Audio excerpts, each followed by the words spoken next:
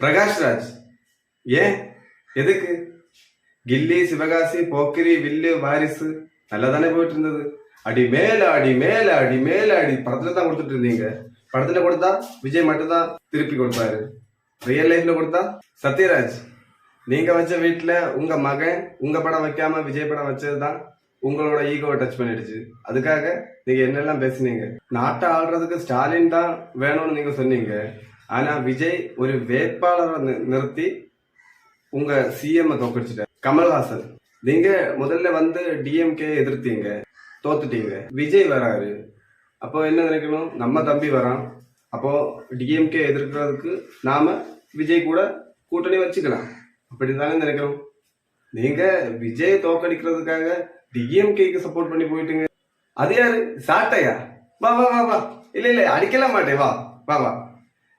நீ உன் பெயர்ல இருக்கிற சாட்டை எடுத்து நீயே அடிச்சுக்கோ. ஏன்னா உன்னை நாங்க அடிக்கிறதுக்கு கூட நீ தகுதி இல்லாதவன். அப்புறம் ரொம்ப நாள் அவரு நாய் குறைச்சிக்கிட்டு இருந்தது. அதோட பேர் தான் ஞாபகம் வரல.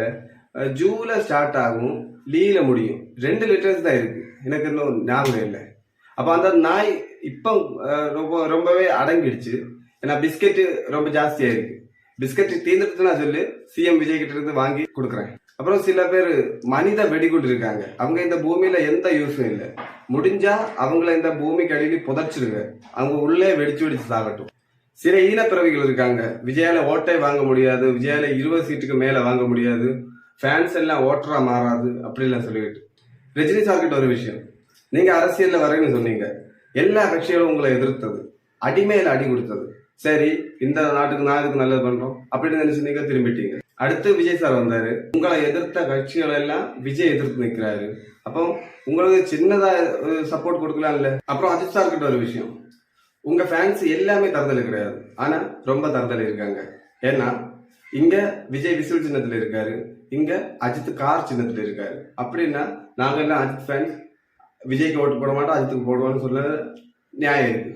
ஆனா இங்க விஜய் மட்டும்தான் இருக்காரு, மத்த எல்லாம் தீய சக்திகள். ஆனா இங்க வந்துட்டு நாங்க அஜித் ஃபேன்ஸ், விஜய்க்கு ஓட்டு போட மாட்டோம். உங்க தரத்துல ஃபேன்ஸ் கிட்ட நீங்க சொல்லி இருக்கலாம், விஜய் என் நண்பன், விஜயோட படத்துக்கும் என் படத்துக்கும் தான் போட்டி, நீங்க தாராளமா விஜய்க்கு ஓட்டு. சூர்யா சார், அகரம் ஃபவுண்டேஷன் ஸ்டார்ட் பண்றதுக்கு விஜய் உங்க கூட எவ்வளவு சப்போர்ட் இருந்தாருன்னு மத்தவங்களோட உங்களுக்கு ரொம்பவே தெரியும். விஜய்க்கு சினிமா துறையில இருந்து மரபுக்கு ஹெல்ப் பண்ண எல்லாருக்கும், சிபிராஜுக்கும், ஜெய்க்கும், விஜய் ஜெயிக்க காரணமான விஜய் ஃபேன்ஸுக்கும், நாட்டுக்கு நல்லது நடக்கணும்னு நினைச்சவங்களுக்கும் ஒரு பிக் சல்யூட்.